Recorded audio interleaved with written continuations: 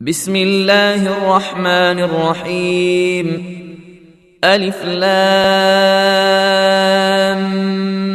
ميم.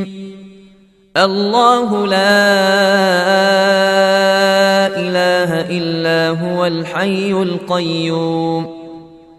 نزل عليك الكتاب بالحق مصدقا لما بين يديه وأنزل التوراة والإنجيل من قبل هدى للناس وأنزل الفرقان. إن الذين كفروا بآيات الله لهم عذاب شديد والله عزيز ذو انتقام. إن الله لا يخفى عليه شيء في الأرض ولا في السماء. هو الذي يصوركم في الأرحام كيف يشاء. لا إله إلا هو العزيز الحكيم.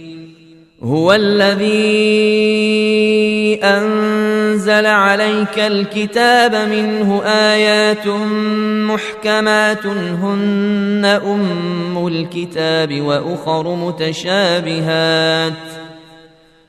فأما الذين في قلوبهم زيغ فيتبعون ما تشابه منه ابتغاء الفتنة وابتغاء تاويله وما يعلم تاويله إلا الله.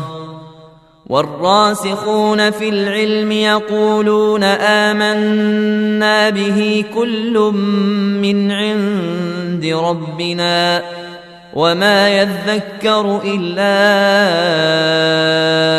أولو الألباب. ربنا لا تزغ قلوبنا بعد إذ هديتنا وهب لنا من لدنك رحمة إنك أنت الوهاب. ربنا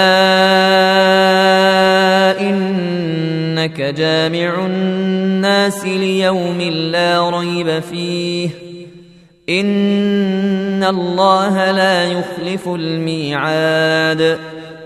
إن الذين كفروا لن تغني عنهم أموالهم ولا أولادهم من الله شيئا وأولئك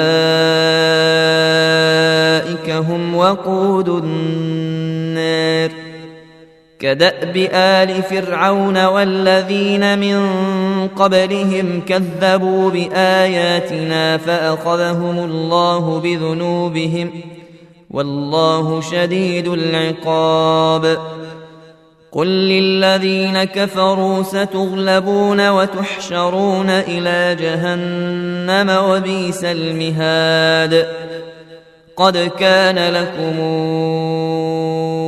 آية في فئتين التقتا فئة تقاتل في سبيل الله وأخرى كافرة ترونهم مثليهم رأي العين والله يؤيد بنصره من يشاء. إن في ذلك لعبرة لأولي الأبصار. زين للناس حب الشهوات من النساء والبنين والقناطير المقنطرة